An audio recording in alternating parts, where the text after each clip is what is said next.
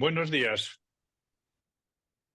Eh, Hoy tenemos un invitado muy especial, Javier Carreño, que intervendrá al final de esta clase. Eh, Antes de darle la palabra, tenemos que acabar con lo que planteábamos el día pasado. 5 puntos quería comentaros hoy y después que él nos plantee lo que le hemos pedido. Voy a hacer una pequeña introducción para situaros en lo que estamos estudiando ahora el seminario. Tengo que dedicar unas palabras a algo que había quedado pendiente el día pasado en el estudio de la certeza, ¿verdad? Un autor, Karl Jaspers, que por motivos de tiempo no pude hablar de él, pero sí quiero deciros 4 cosas y redondear lo que habíamos hablado ya el día pasado. Después me voy a introducir en el meollo de esta parte del seminario, de esta regla quinta, que, acá, que tiene que ver con las causas y con los desencadenantes, o que formuladas según las reglas que venimos tratando, a toda acción corresponde una reacción. Después, estas causas y desencadenantes las veremos o las ilustraré a propósito de algunas citas de Lacan. Bueno, donde él sitúa una causa y un tipo de desencadenantes y a partir de ahí sacaremos unas conclusiones y ya hablaremos con Javier Carreño. Un poco la línea argumental es, eh, bueno, la línea argumental es a veces cuando una teoría se vuelve demasiado estricta y demasiado minuciosa, entonces tiende a mm, dejar fuera muchos, bastantes casos, ¿no? Cuanto más reduces, se puede decir así, más fijas, te centras el objetivo en definir algo muy concreto, más casos se te van fuera. De manera que eso obliga después a un recambio en la teoría, a una ampliación, etcétera, etcétera, que es lo que estamos permanentemente en todos los modelos teóricos que usamos, en el de Lacan, anteriormente en otros, etcétera. ¿De acuerdo?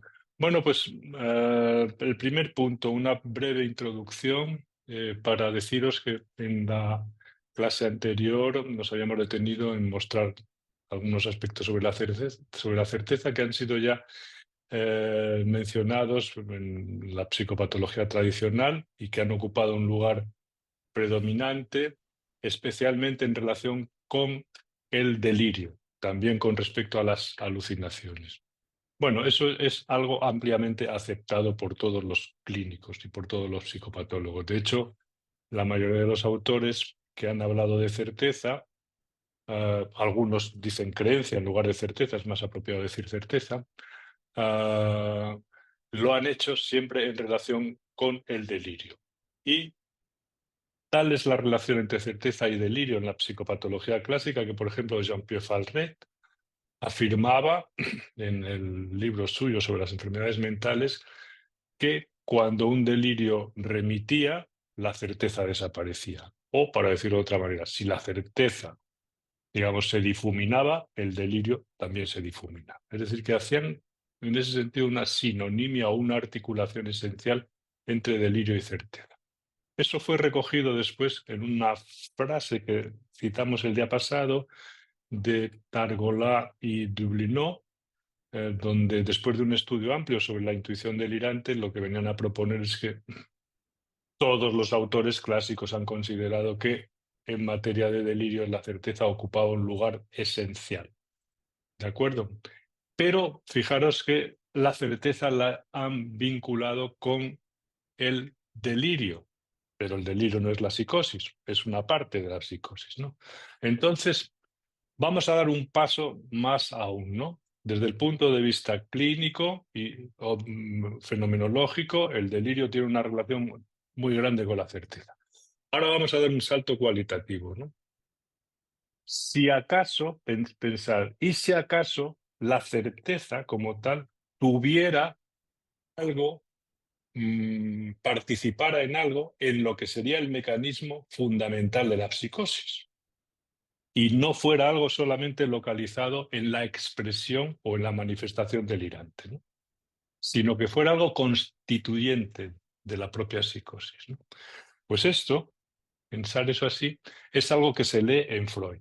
Freud no lo planteó de la forma que lo estoy haciendo yo ahora, pero cuando Freud describe en los textos de finales del siglo XIX, Neuropsicosis de defensa, cuando habla de la psicosis, en realidad él describe un mecanismo al que llama Verwerfung, del verbo verwerfen, que quiere decir rechazar de forma abrupta, radical, ¿no?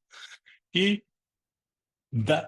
con los ejemplos que pone, da a entender que cuando ese mecanismo se pone en marcha, ese rechazo radical de algo que no se quiere saber de ninguna manera, si eso fracasa, el sujeto, digamos, tiene experiencias, ¿no?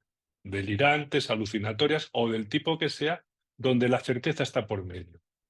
¿Por qué? Porque dice que cuando falla la defensa, en realidad al sujeto se le presenta aquello de lo que se defendía, pero se le presenta de una manera curiosa, se le presenta en la realidad misma, entramado en la realidad.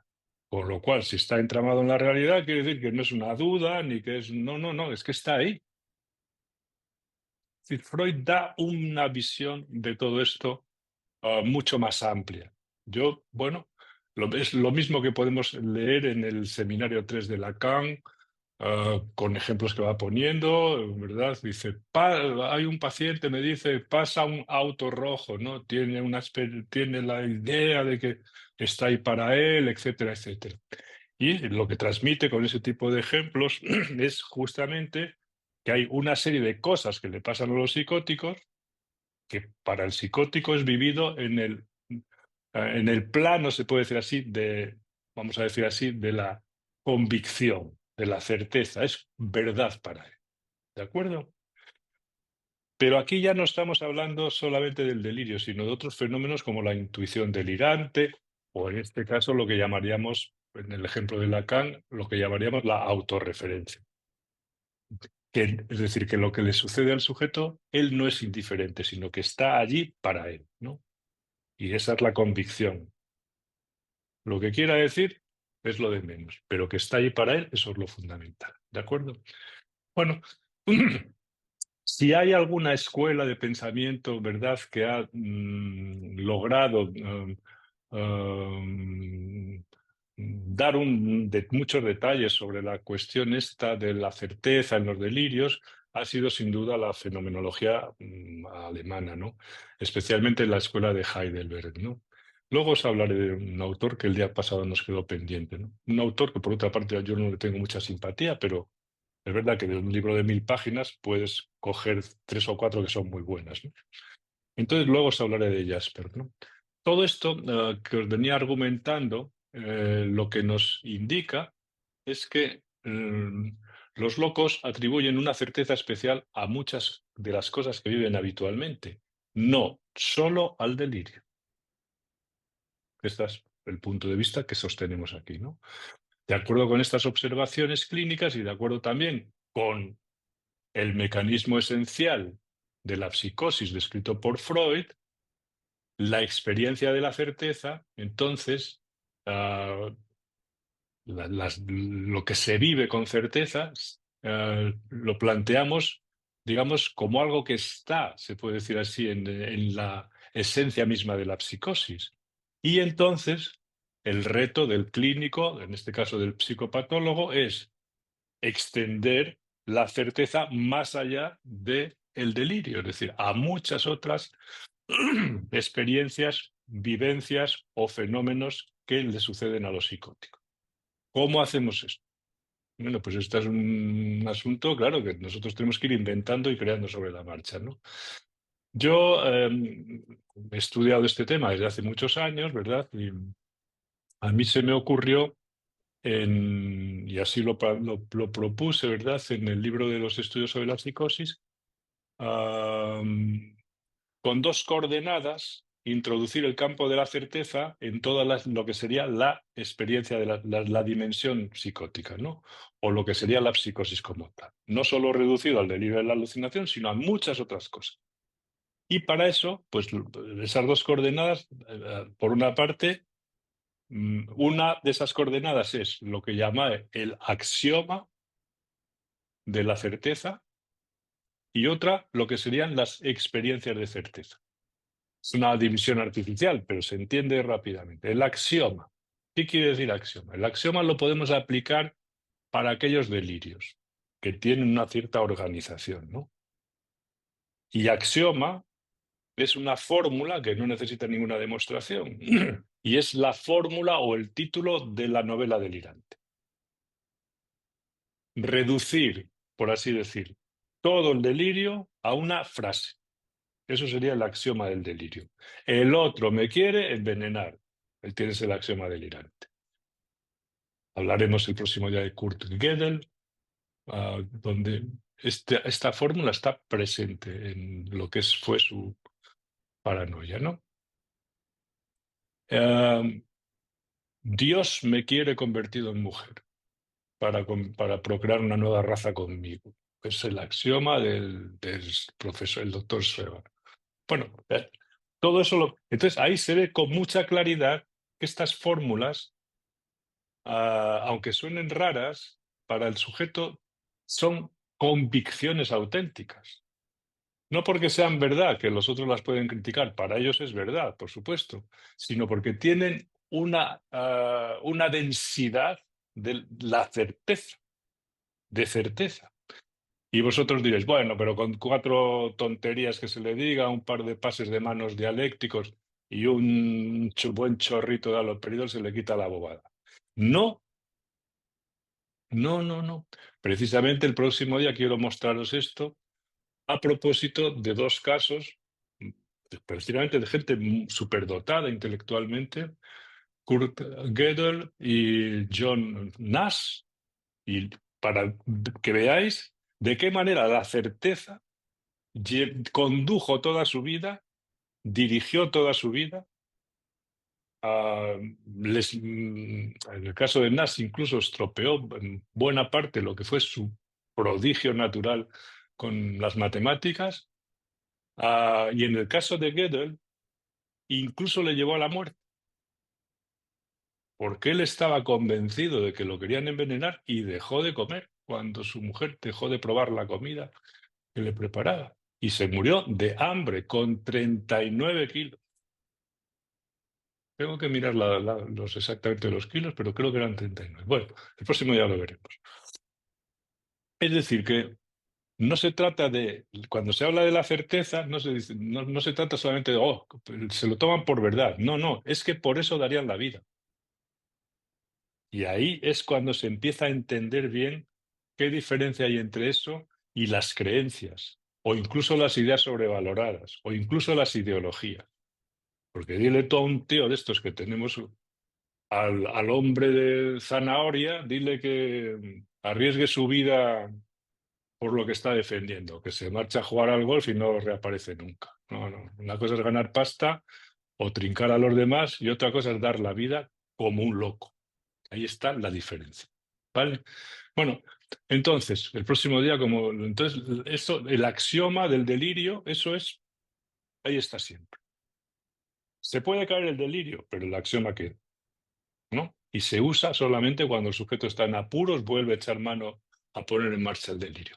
Y todo lo demás que aparece como certeza en la psicosis, es decir, la autorreferencia, el lenguaje de órgano, la experiencia del coche rojo que os decía antes, todos los otros fenómenos con respecto al cuerpo, a me miró mal, a lo que queráis, que aparecen con esa densidad de la certeza, yo los llamaba, por llamarlo de alguna manera, los llamaba experiencias de la certeza.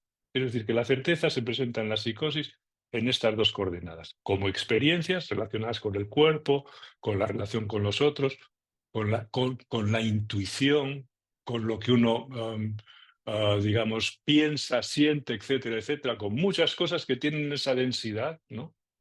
No todas las cosas que vive un psicótico se las toma como certeza, ¿no? Ya lo oímos el libro el otro día del juez doctor Schreber, dice, hombre, no creo en todo esto, que en algunas cosas sí, en otras pues estaría dispuesto a discutir, ¿no? Y entonces tenemos todas estas experiencias junto con la más densa de todas, que es el axioma delirante. El axioma de algunos delirios paranoicos, paranoicos esquizofrénicos o, digamos, algunos delirios melancólicos, ¿no? Entonces, si admitimos esto, podemos concluir que la certeza es una experiencia habitual de la psicosis, una manifestación, si la observamos, y una experiencia para el sujeto, que, cuya presencia nos da, podemos considerarla prototípica y, por tanto, considerarla incluso como un elemento esencial del diagnóstico. Ahora ya entramos en cuanto en otras materias más complicadas de si porque parece que tiene certeza ya es psicótico. Bueno, para el diagnóstico de la psicosis, cuando están como las maracas de Machín, todo el mundo ve la psicosis, pero cuando son psicosis discretas hay que contar con unos cuantos elementos. ¿De acuerdo? Bueno, ya os digo que el próximo día os hablaré de Gödel y de Nash, etcétera, etcétera, pero eso lo dejo para la próxima clase. Me olvidé, bueno, no nos dio tiempo a comentar en la anterior algo sobre Karl Jaspers, que es lo que quería deciros ahora. Os hablé de algunos autores, cité a Nietzsche, Schreber, a Hagen, que es un psiquiatra alemán que inspiró muchísimo las mejores descripciones por supuesto, de los fenomenólogos alemanes y que, como decía Jasper, le pega un repaso, lo copia y se inspira directamente en él. Entonces, bueno, el Jaspers escribió un libro cuando era muy joven, en 1911 lo publicó, 1913, La psicopatología general, y entonces ahí propone una serie de cosas que han quedado en la historia de la clínica, se mencionan y se citan mucho, ¿no? Por ejemplo, la distinción entre delirios primarios y delirios secundarios. Yo esa distinción la veo clara en algunas ocasiones y en otras me parece que es una distinción muy artificial. Es artificial a mi manera de ver, ¿eh? Desde el punto de vista clínico es artificial, pero sobre todo lo que se deduce y para lo que se usa esa distinción entre delirio primario y delirio secundario nos lleva a especulaciones en las cuales los clínicos se extravían más de la cuenta. ¿A qué llama delirios primarios? Dice que los delirios primarios no son comprensibles desde la lógica del pensamiento normal, que no se derivan de experiencias previas ni de un razonamiento, sino que aparecen como una certeza inmediata y absoluta para el sujeto. El paciente no necesita pruebas ni argumentos. Bueno, está hablando de lo que es la certeza. El paciente sabe que el delirio es verdadero. Y este tipo de certeza, dice, es radicalmente diferente al de las creencias normales, pero es muy diferente y no puede ser modificada ni aunque lo sometas a un diálogo con el chat GPT, ni aunque vea que, digamos, se deja la vida por el camino. Eso es inmodificable, ¿no? Pero bueno, lo que quiero deciros con esto es que fijaros que a la hora de definir el delirio primario ya habla de que es algo no comprensible. ¿Por qué no va a ser comprensible? ¿No? Dice que no deriva de experiencias previas. Entonces, ¿de dónde deriva? De los marcianos. Es decir, ¿por qué cada sujeto tiene su certeza o su delirio primario? ¿De dónde sale eso?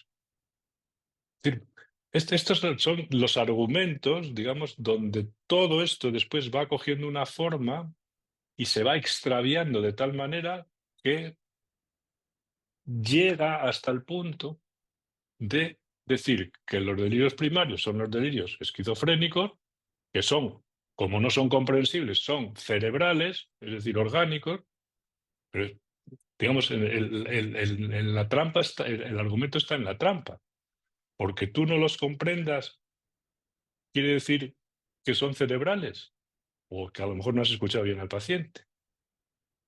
Esa es otra cosa. Pero de ahí se deduce que como es incomprensible, está más allá de que como es incomprensible, está dentro del terreno de la materia y de las ciencias de la naturaleza. Bueno, los delirios secundarios dice, por otra parte, enfrente de estos que son comprensibles en relación con la biografía del sujeto y con otros procesos psicológicos. Yo ahí ya me pierdo y no sé distinguir entre lo que él llama primario y secundario, porque yo cuando hablo con un delirante, entiendo siempre que hay una lógica en la elección del axioma delirante y de los desarrollos delirantes que hace. No, y si hablas con un esquizofrénico, por más incoherente que esté, o por más esquizofásico que sea, cuando has conseguido hilar un poco su delirio, dices, ah, mira, es un delirio, ¿verdad?, que trata de dar una solución a un problema concreto, en este caso, una fractura en la genealogía, pum, pum, pum, y lo vas siguiendo perfectamente, aunque después sea una jerga fasia que no sepas de lo que está hablando, pero los puntos esenciales los atas. Es que es muy tendenciosa esta distinción entre primario y secundario. Entonces, la saco aquí a colación simplemente para deciros que en el desarrollo de esta descripción queda muy, muy patente y está muy bien expuesto lo que Jaspers llama la certeza. La llama él como la llamaban 40.000 personas en su época. Y cogí un par de frases del libro La psicopatología general, que solo os leo, porque ya sería redundar. Dos frases de la edición de 1948, que es una edición que él, cuando ya era catedrático de filosofía, porque la medicina, la psiquiatría la abandonó y se dedicó al estudio de la filosofía, reescribió el libro. Entonces, ahí hay dos frases. Una es a propósito de la incorregibilidad, que voy a leeros porque me parece muy acertada. A ver, aquí está.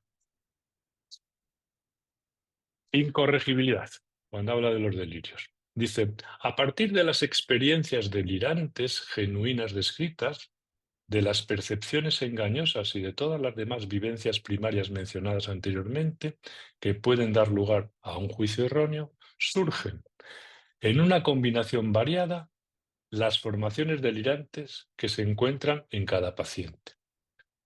Después de la aparición inicial de las ideas delirantes a partir de estas vivencias, el paciente en muchos casos da un segundo paso, aferrarse a esos pensamientos como verdades, manteniéndolos firmemente a pesar de todas las demás experiencias y argumentos, con una convicción que supera la certeza normal, llegando incluso a eliminar por completo cualquier duda inicial ocasional.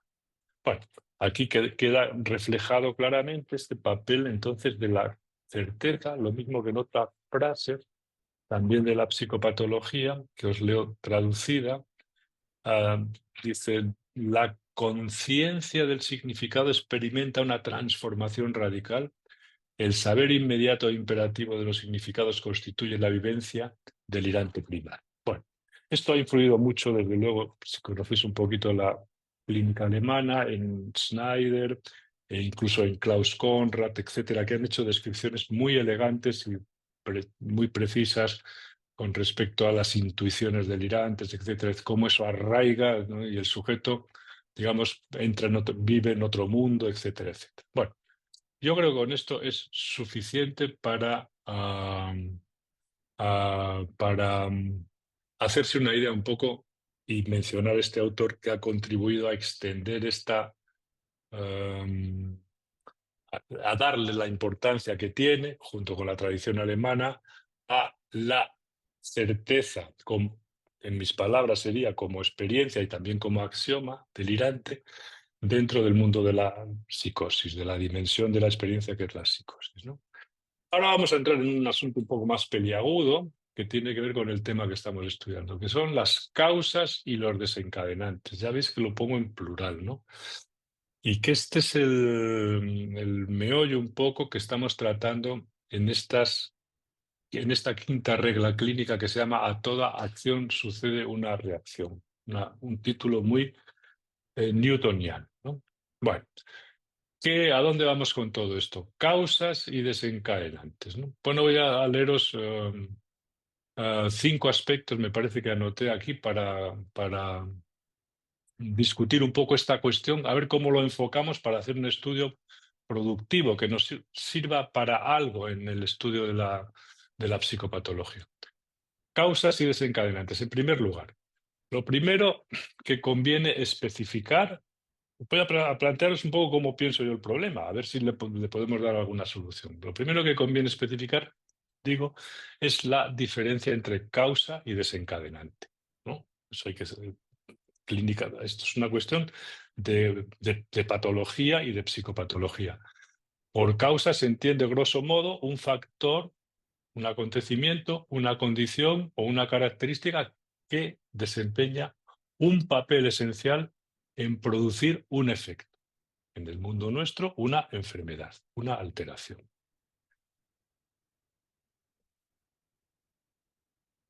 Es decir, en el mundo de la patología sería producir algo relacionado con la enfermedad, ¿no? ¿Cuál es en medicina y en psicopatología, la etiología como tal es la rama que estudia las causas de las enfermedades. Nosotros hablamos de causa, pero cuando ya queremos ser más específicos, ¿a dónde nos dirigimos para estudiar esto? La etiología, que estudia con detenimiento las causas de las enfermedades hasta donde llega, naturalmente, ¿no?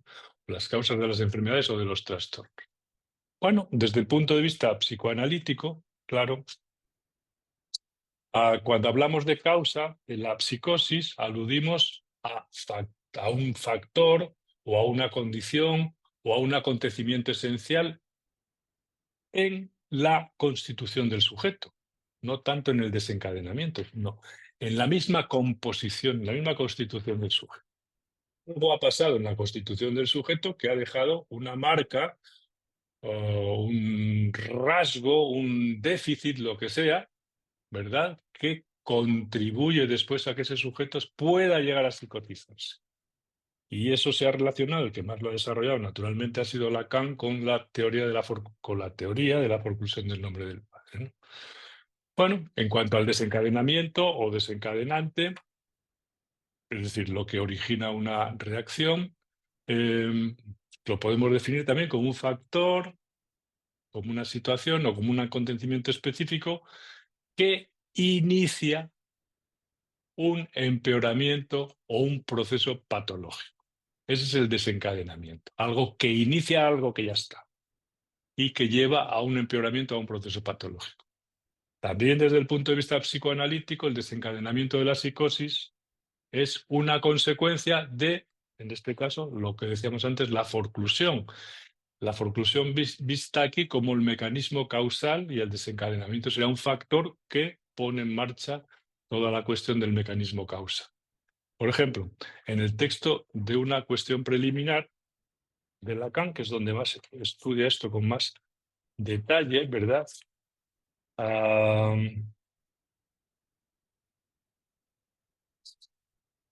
En este escrito, Lacan expone, bueno, lo que es el desencadenamiento ocasionado por la falta del nombre por una falta del nombre del padre en la cadena significante, y dice que abre el agujero en el significado que inicia, lo dice muy poéticamente, abre el agujero en el significado que inicia la cascada de retoques del significante, de donde procede el desastre creciente de lo imaginario. Bueno, son fórmulas que nos llevan a pensar, ¿no? Es decir, que dicho de otro modo, ¿no? Lo que él viene a plantear es que algo toca en un punto sensible, o podemos decir también no simbolizado, algo toca al sujeto en un punto muy sensible, o no simbolizado, y precipita en ese sujeto una descompensación de tipo psicótico, ¿no? Y en ese mismo escrito Lacan también señala y dice algo muy preciso, que es tan preciso que ya deja muchos casos fuera simplemente por ser tan preciso, ¿no? Búsquese en el comienzo de la psicosis esta coyuntura dramática, se la encontrará siempre, dice, siempre, siempre. Se la encontrará siempre y más fácilmente si se guía uno por las situaciones en el sentido novelesco del tema. Está muy bien. Hay que buscar una coyuntura y seguir esa coyuntura más bien al estilo de las situaciones novelescas, ¿no? Bueno, esto es lo que nos va a dar pie después para ver que Lacan, a medida que va precisando estas coyunturas y ese siempre, en realidad, se va reduciendo tanto las posibilidades de que el desencadenamiento sea de una manera precisa que deja muchos desencadenamientos, digamos, fuera de este que él propone. Como veremos después, supongo que Javier Carreño hablará de cosas que ve en gente que consume drogas, etcétera, etcétera, ¿no? Entonces, el caso es que no siempre, digo yo, ¿no?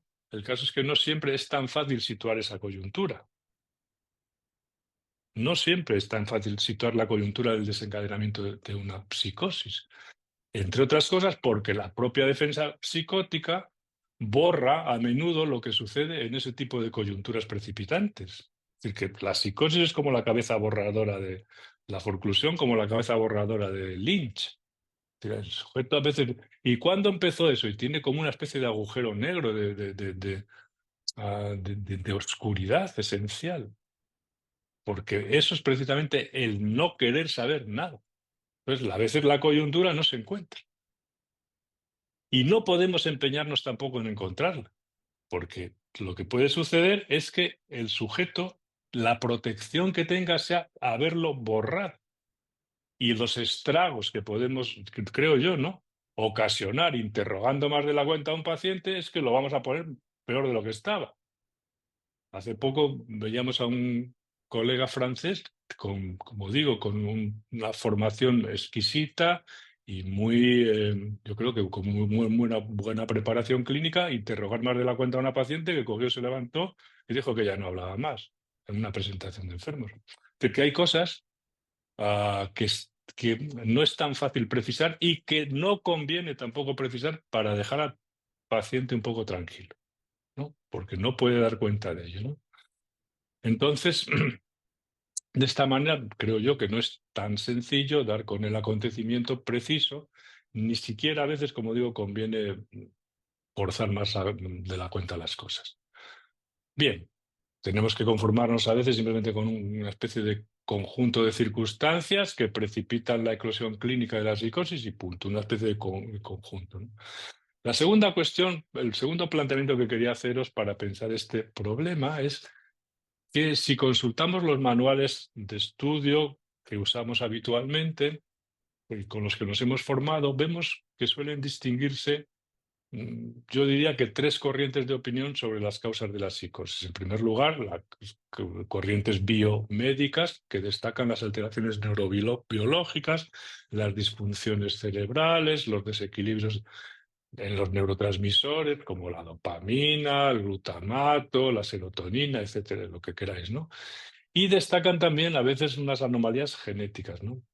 Eso por una parte, la orientación biomédica. En segundo lugar, una orientación más psico, en este caso psicoanalítica, que enfatiza los aspectos más subjetivos y psicológicos, en concreto lo que llamábamos antes, citando a Lacan, la forclusión del nombre del padre, ¿no?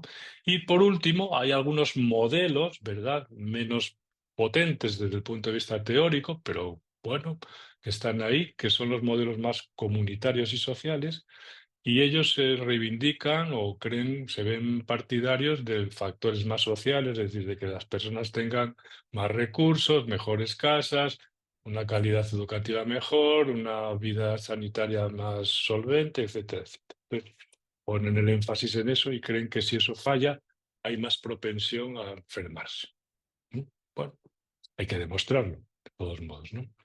Bien, otra cuestión más para situar el tema, la tercera en este caso. Relacionado directamente con las causas se encuentra el punto de vista de si la psicosis es una enfermedad, es decir, si es una enfermedad deficitaria, porque este es un punto que conviene discutir. Y ahí encontramos no ya tres, sino dos corrientes o dos puntos de vista o dos opiniones que sugieren modelos o puntos de vista contrarios e incluso asintóticos. Un modelo biomédico en el que se destacan los aspectos propios de cualquier enfermedad, es decir, las limitaciones y el déficit. Una enfermedad se acarrea, es decir, de limitaciones, el sujeto ya no camina como antes, se ha roto la pierna, la cadera, ya no camina como antes. Y un déficit, eso va a peor, etcétera, etcétera. Una serie de lastres, ¿no? Y enfrente se encuentran otra corriente de opinión, en este caso compartida por dos puntos de vista que en este caso coinciden, ¿no? Por un lado, el psicoanálisis, bueno, que no señala propiamente el déficit, no es que no haya un déficit en la psicosis, por supuesto que sí, joder. Pues si John Nash hubiera llegado a ser un Einstein, pero hay algo que se lastra ahí, ¿no? Pero no se pone el énfasis en la cuestión del déficit. Se pone más bien en la cuestión de la reconstrucción. No creo que eso sea negar que hay un déficit o que hay un fallo, ¿no? Y si el que niega que hay un fallo es que ha visto pocos locos, porque digamos, lo que nosotros ponemos el énfasis es precisamente en cómo con esas dificultades el sujeto resurge como ave fénix, ¿no? Y eso el psicoanálisis ahí lo señala con mucha claridad y nosotros, por supuesto, apoyamos esa iniciativa y la defendemos al 100%, ¿no? No señala propiamente un déficit, sino más bien una constitución subjetiva particular que está conformada a partir de determinada defensa, por así decirlo, una defensa necesaria para sobrevivir. Punto. Y después hay otra corriente que coincide con el psicoanálisis, que es la corriente fenomenológica y existencial, según la cual, bueno, la psicosis no se concibe ni como una lesión, ni como una déficit, ni nada de esto, ¿no? Sino más bien como una transformación radical del modo de estar en el mundo. Es decir, de una forma de existencia alterada. Ahí metéis a los fenomenólogos existenciales alemanes y veis que ellos van por ese lado, ¿no?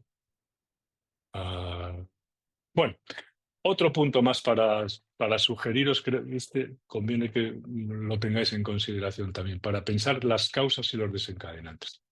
Yo creo que la causalidad psíquica, yo creo que la causalidad de la esquizofrenia es psíquica y la de la melancolía también y la de la paranoia también.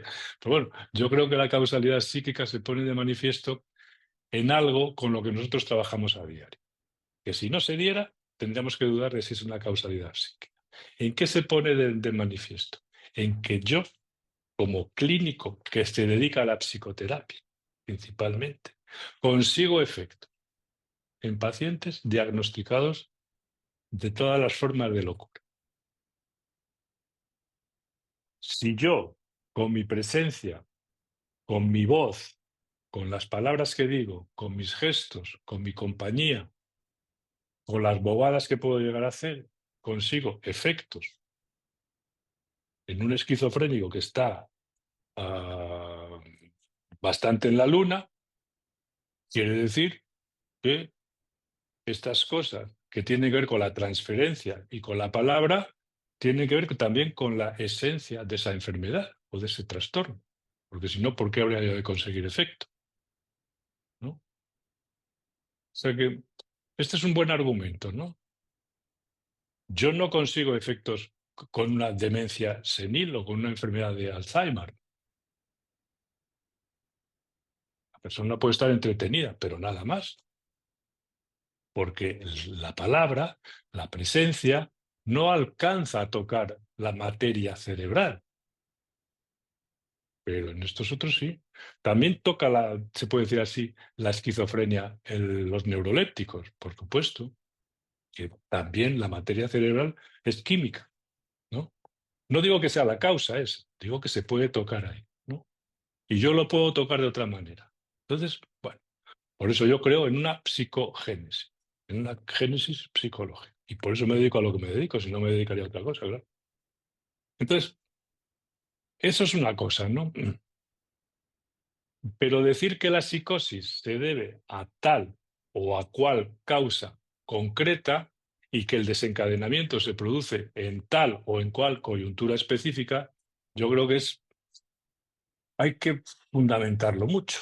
Cuanto más afines con la causa es esta y más con el desencadenante es este, más casos te quedan fuera. Voy a tratar de, al menos para plantearos el problema, para que lo veáis, a ver cómo se resuelve después, ¿no?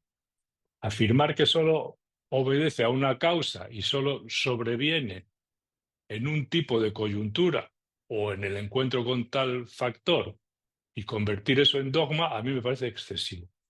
O excesivo en el sentido de que la psicosis es muy amplia y que para ciertos psicóticos les va muy bien, pero para otros no. Creo. Vamos a ver si podemos decir algo más sobre esto. Por ejemplo, muchos de nuestros colegas sacan a colación el desencadenamiento de la psicosis a través de una propuesta, ¿no?, que hiciera Lacan hace ya más de medio siglo y de la que vamos a tratar con más detenimiento con respecto a la presencia de un padre real. Lacan lo llama un père, ¿no? Bueno, este tipo de encuentros con un padre o con un padre real, ¿no?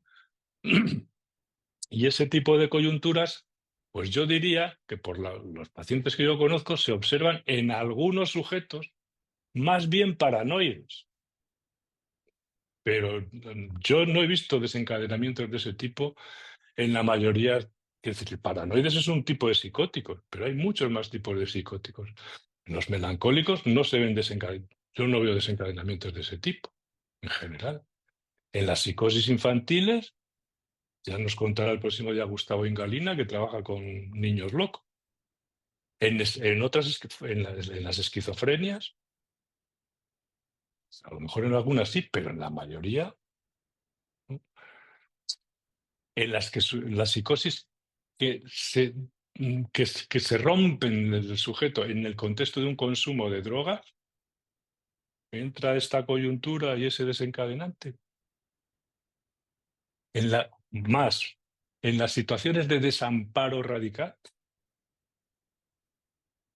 Desamparo radical es cuando un niño nace con 7 meses, lo enchufan a una máquina y no sabe lo que es el olor de una mujer, de una madre, ni que la madre lo mire a los ojos mientras llora, ni ser cogido por. Pues hay sujetos, digamos, que ya se abandonaron, no entraron en contacto ya. Otros sí.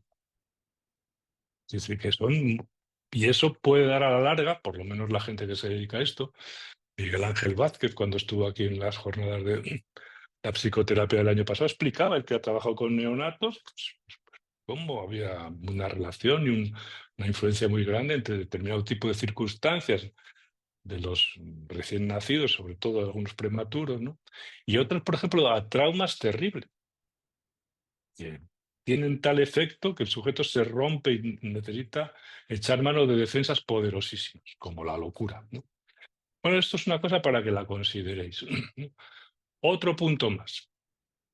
Con vistas a plantear las cosas desde sus fundamentos y para analizar los desencadenamientos de la psicosis hay que tener en cuenta tres factores. Tres factores. En primer lugar,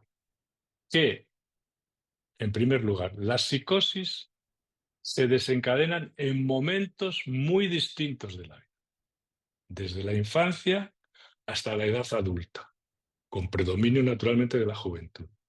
Es decir, que reducirlo todo a fórmulas muy simples, hay una variedad muy grande.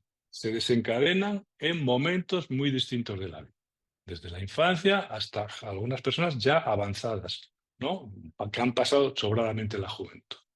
En segundo lugar, se dan circunstancias extremas en la historia de algunos sujetos cuyas respuestas, si se tiene en cuenta que la psicosis es, como decimos, una defensa, son la huida de algo insoportable, como por ejemplo algunas situaciones traumáticas.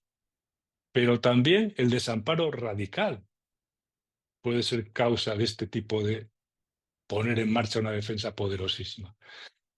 Desamparo radical, digo, como se observa en algunos niños prematuros de los que hablábamos antes, aunque quizás en estos casos no se haya llegado ni siquiera a formar un lazo con el otro, y la defensa no sea tanto la huida ante algo, sino una falta esencial de algo, ¿no?, por decirlo de alguna manera, ¿no? O las psicosis que son también favorecidas por el consumo de ciertas drogas o por las relaciones que pueden favorecer la paranoia, como por ejemplo, el propio psicoanálisis puede favorecer el surgimiento de una paranoia. Eso está estudiado desde Paul Feder, desde Vygotsky, desde. En fin, coges textos de finales de los años 30, Adolf Stern, y pues, veis, hay que andar con cuidado con estos que parecen locos, que después se nos ponen locos en el diván. Bueno, porque se ponen locos. Pues se ponen locos por una cosa muy sencilla, porque la relación se cosifica en una relación dual de tú a tú, y ahí eso es muy propenso a que surja la desconfianza, la maldad del otro, etcétera. Como no rebajes, no rompan un poco esa relación imaginaria, las cosas pueden pasar, cosas terribles. Quiero decir con esto, que no podemos reducir todos los surgimientos de psicosis, ¿verdad?, a determinado tipo de contextos. Hasta el propio psicoanálisis o la psicoterapia puede fomentar la aparición de una psicosis, de una paranoia en este caso, ¿no? Es decir, que hay muchas... y después, en tercer lugar, hay que tener en cuenta, además, que, fijaros, esto es una cosa, a ver si lo pensáis, qué os parece, ¿no? Hay que tener en cuenta que una misma persona, un mismo sujeto, puede entrar en la psicosis por la puerta de la melancolía, por la puerta de la esquizofrenia y por la puerta de la paranoia. Es decir, uno mismo puede darse el caso de que se psicotice 3 veces y una vez entre por la melancolía, otra por la esquizofrenia, otra por la paranoia, que son cosas distintas, que no es la misma puerta. Después ya se colocará en el polo que está más cómodo. El caso del juez doctor Schreber es así. Cuando pierde las elecciones al Reichstag se pone melancólico, melancólico, melancólico. Una melancolía delirante incluso. Se recupera y cuando es nombrado presidente de una de las salas de apelación, y se pone a trabajar, ¡pum!, rompe con una crisis esquizofrénica radical. Esquizofrenia, que no es melancolía. Y cuando finalmente, al final de su vida, por una disputa entre dos asociaciones que se disputaban el uso legítimo del nombre del padre de Schreber, el uso legítimo del apellido Schreber para ponerlo como en el nombre de esas asociaciones, le pidieron a él precisamente que se pronunciara acerca del uso legítimo del nombre de su padre, pues dijo: me ingreso ya definitivamente. Ya estaba dado de alta mucho tiempo, vivía con su mujer y una hija adoptiva, y se empezó a desestabilizar mucho e ingresó. Ingresó y murió en el hospital. Y ahí estaba, tenía de todo un poco: melancolía, esquizofrenia, paranoia. Bueno, pues esa es un poco la cuestión. Es decir, que todas estas pinceladas que os estoy tratando de aportar, ¿no?, en realidad, lo que os estoy tratando de decir es que, y con esto termino, le voy a dar la palabra a Javier, es que la psicosis es un poco más amplia y nosotros tenemos oportunidad de ver todo este tipo de cosas en el trabajo que hacemos, ah, mm, y con sujetos muy variados, por dos razones.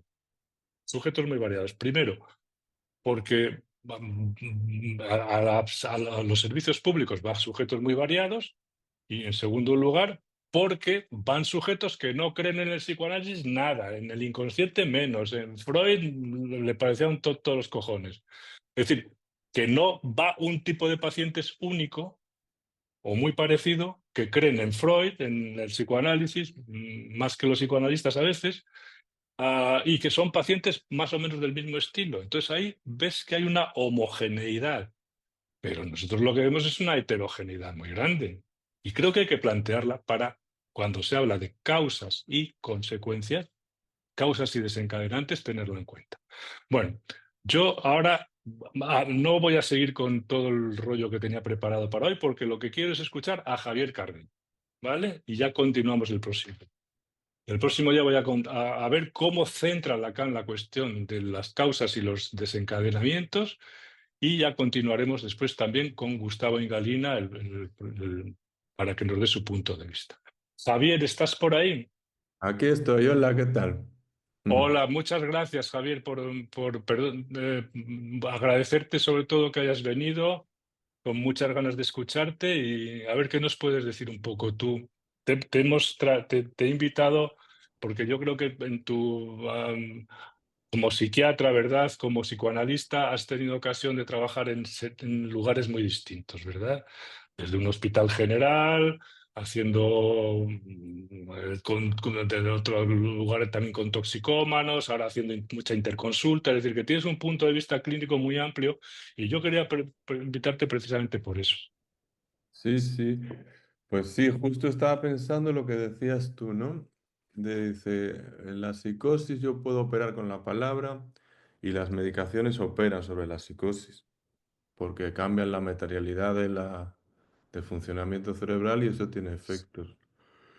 Y yo con los años también me he dado cuenta que los propios psicofármacos, a las medicaciones, no solo los psicofármacos, algunas medicaciones, los corticoides y las drogas de uso, provocan cuadros que estaba estudiándolo estos días, un poco leyendo yo ya cosas que había leído, provocan cuadros que, que se confunden con facilidad en la psiquiatría y en el psicoanálisis. Es decir, por un lado tenemos en la psiquiatría unas descripciones muy básicas, que son la psicosis tóxica, ¿no? Que es por consumo sobre todo de psicodilépticos o incluso cocaína, psicoestimulantes. Psicodilépticos me refiero sobre todo a marihuana y LSD o setas, alucinógenos, psilocibes y que estas cosas. Son cuadros breves, agudos, de una sintomatología psicótica, habitualmente pues muy imaginaria o como dice Jaspers, muy de la comprensibilidad, según lo entendía él, ¿no? Alguien que está de fiesta y que piensa que le mira a todo el mundo, que la policía, pero nunca son experiencias de la certeza más absoluta, ¿no? Esos son, por un lado, las psicosis tóxicas. Luego hay otro capítulo de la psiquiatría que dice, ojo, hay personas con una predisposición a la psicosis, que los psicoanalistas llamaríamos psicóticos, o estructuras psicóticas, o psicosis discretas, psicosis normalizadas, que con el consumo de drogas, incluso regular, van desencadenando una psicosis. O que por el consumo de droga tóxica permanecen, ya no se convierte en un cuadro agudo, sino que a veces queda en un estallido esquizofrénico. Yo recuerdo varios pacientes cuando trabajaban agudos de chicos jóvenes que habían tomado una sobredosis de LSD, MDMA o cualquier cosa de estas, y hubo un chico que estuvo 6 meses mirando a la ventana. No, no catatónico porque obedecía de alguna manera, pero no podía hablar. Era un chico que ya daba la sensación que en su historia ya había cierta predisposición un poco esquizoide que llaman, o esquizotípico, pero fue una entrada en la psicosis por la puerta del sol, o sea, porque se quedó cegado por yo creo por la cuestión tóxica, ¿no? O otros casos donde la cosa es más insidiosa, gente que consume psicodilépticos durante años y poco a poco se va deslizando a unas teorías un poco más místicas o empieza y algunos llegan a realizar un cuadro realmente psicótico con certeza, con una certeza, de repente un día se instaura una certeza. Y en el camino del medio hay otra cuestión que es lo que he ido estudiando estos últimos años y me he dado cuenta, que tiene que ver con los dos polos que hay ahora mismo. En la psiquiatría existe ahora una tendencia a hablar del riesgo de psicosis, ¿no? A cualquiera que sea un poco raro o que tenga una actitud un tal, le puede caer esa etiqueta. O que tenga antecedentes familiares o que haya tenido una psicosis tóxica. Y desde el lado del psicoanálisis también está la psicosis ordinaria, ¿no? Ese tipo de sujetos que también a veces son difíciles de encajar, ¿no? Entonces, yo, yo tengo una teoría que os voy a contar, no está muy estructurada, porque la psiquiatría es muy dicotómica, o psicosis tóxica o era un esquizofrénico que se brotó por tóxicos. Y los psicoanalistas siempre han pensado en las cuestiones de los tóxicos como algo oniroide, puntual. De hecho, no le dan ninguna importancia nunca. O lo toman como, bueno, pues, e incluso pacientes psicóticos que que toman tóxicos y no le dan ninguna importancia, ¿no? O incluso algunos psicoanalistas piensan, no, es que le estabiliza mucho fumarse un porro o toma un poquito de opiáceos y le viene bien. Bueno, los opiáceos, la verdad, antiguamente eran uno de los grandes tratamientos para la locura. Pero bueno, el caso es que en ese campo yo he notado en los últimos años un montón de pacientes jóvenes, además, que consumen psicodilépticos, sobre todo marihuana, durante muchos años.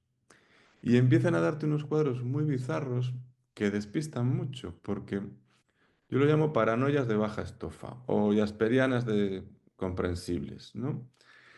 Que son, no llegan a tener una certeza potente de nada, establecen una relación transferencial que impresiona más como neurótica y lo que tienen es siempre varios componentes. Una referencialidad. Todo les molesta a ellos. Todo es contra ellos. Una conspiroparanoia casi como grupal. Comparten muchos cuando fue el COVID. Todos los que estaban con el 5G, el 90%, o yo los que conocí como pacientes, fumaban porros a aburrir. Se meten en este tipo de delirios, ya te digo, muy imaginarios, sin el horror que caracteriza la psicosis como la conocemos, sin la angustia existencial ni el derrumbamiento de las significaciones que suceden en las verdaderas psicosis, ¿no?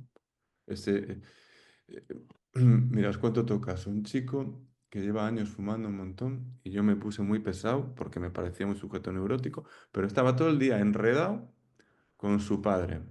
Una cosa casi persecutoria del padre, que él vivía como persecutoria del padre, de la familia y si no, de la policía. Se hizo 27 intentos de suicidio estúpidos o cuadros de agitación en este contexto, ¿no? Y cuando conseguimos la madre y yo que dejase de fumar, no ha vuelto a pisar el hospital. Sigo siendo un hombre neurótico, un hombre atormentado, un hombre, bueno, duro de llevar, ¿no? Pero toda esta cuestión tan referencial, tan contra mí, se atenuó muchísimo. Y luego ya te empezó a contar cosas más de cierto componente traumático a nivel sexual. Empezó a desarrollar una historia totalmente neurótica. Y como este caso he visto muchos. Entonces, lo que yo quería traeros para apuntar todo lo que ha hablado José María de la psicosis es que hemos confundido durante muchos años que están las psicosis de las que habla José María, que están muy claras, que hay que tener pues ese saber manejar, ¿no? Y luego, otras psicosis que incluso para la psiquiatría pueden pasar como psicosis, dice, no, es que está muy referenciada con el padre, psicosis. Pero el trato que hay que hacer con estas personas no siempre es el trato que le puedes dispensar a un psicótico. Por ejemplo, si yo a un psicótico está muy trastornado, le prohíbo algo, vamos a entrar en esta historia imaginaria, como dice José María, y le voy a poner peor. Pero a este tipo de sujetos, que yo le digo, mira, no te voy a atender más si sigues fumando porros,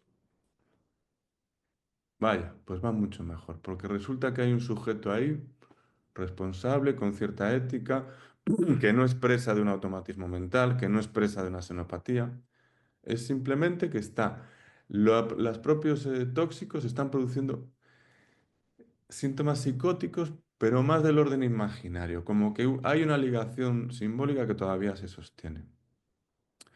Y en mi opinión, muchos casos de los que llaman ahora psicosis ordinarias tienen que ver con estas cosas. O por un lado hay tóxicos o abuso de psicofármacos, muchos pacientes que están tomando 2 o 3 antidepresivos, noradrenérgicos, que llevan siempre un grado de inquietud y de activación y de subida de dopamina, que significan estar también incluso hipomaníacos a veces. Pero miras la medicación y dices, vamos a ver, si este señor, aparte de 3 antidepresivos, se está tomando anfetaminas porque le han dicho que tiene déficit de atención, ¿cómo no va a andar como una moto? Claro, cuando rascas un poco ves que no hay la profundidad ni la carga de un paciente psicótico delirante, aunque su conducta puede ser incluso maníaca o paranoide muchas veces. Con la cocaína la gente que toma cocaína de seguido empiezan a ser unas personas, aparte de viscosas, ¿no? Como epileptoides que decían antiguamente. eh, Son violentos, hay una agresividad y una referencialidad continua. Si te le cruzas con el coche cerca, te tira encima. ¿Eso es un delirio? No. Es un hombre que tiene el cerebro podrido de cocaína. Está a un nivel de psicoestimulación que algunos, incluso yo para mí con los años, es decir, hay un defecto ya crónico, sobre todo con las psicoestimulantes. Con los psicodislépticos creo que es más reversible. Me da la sensación por la experiencia mía clínica. Pero es verdad que es reversible siempre y cuando no lo vuelvan a tomar. El mismo tipo, en cuanto vuelva a fumar dos porros, se pone como estaba hace 2 años. Que es muy curioso, pero luego hay gente que consume tóxicos así regularmente y no tiene ningún problema, también hay que decirlo, ¿eh?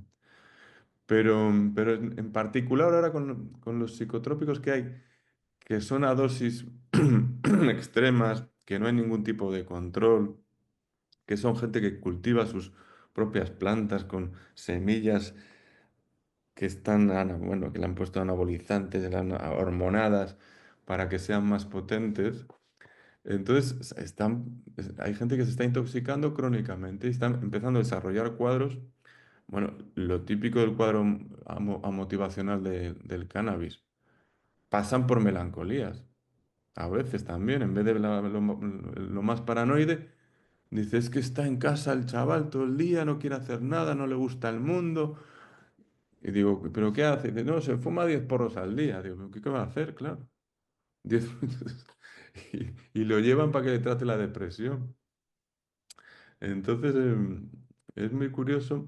Lo que me gustaría transmitir es que debajo de la palabra psicosis hay que hacer, como dice José María, hay que investigar muy bien. A veces no conseguimos llevar al desencadenante, pero hay que despejar todas las demás tonterías.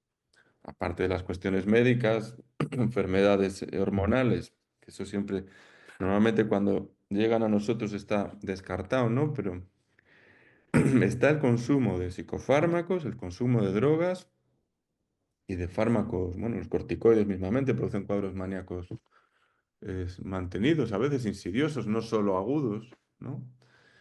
Y entonces eso, mi breve speech tenía que ver con eso, que antes de ponernos a diagnosticar psicosis, primero asegurarnos que es una psicosis.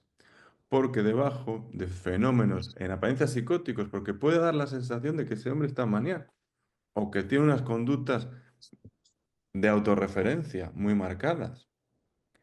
Pero yo cuando no veo un delirio, un axioma delirante un poco potente, sospecho automáticamente. Porque digo, me voy a estudiar bien todo y vamos a ir colocando las piezas. Cuando hay un axioma delirante muy claro, salvo que sea una cuestión muy aguda, si se ha ido larvadamente, aunque la persona consuma tóxicos, se ha ido larvando una cosa delirante, pero del orden, no del orden imaginario, sino de yo soy el hijo de Dios. Estamos hablando de ese tipo de cosas. O yo soy un enviado de Alfa Centauri para doblegar al rey de España, ¿no? Ese tipo de historias, dices, esto no es que se haya fumado 4 porros, evidentemente.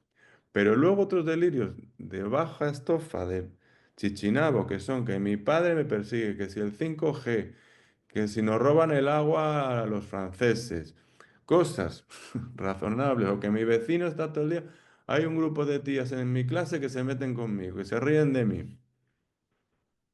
Yo ahí me permitiría siempre no cargar las tintas, por un lado, medicamentosas, ni las tintas del diván con este señor ya es una psicosis, yo aquí no digo nada, porque precisamente una buena orientación por parte de un analista, de decirle, mire, usted, mientras sigue haciendo esto, su discurso no está inflado.